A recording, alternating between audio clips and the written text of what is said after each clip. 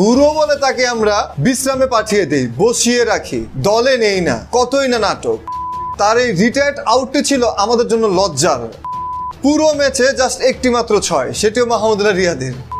রোহিত শর্মা তখন এদিক সেদিক শুধু ফিল্ডিং সাজাচ্ছিলেন।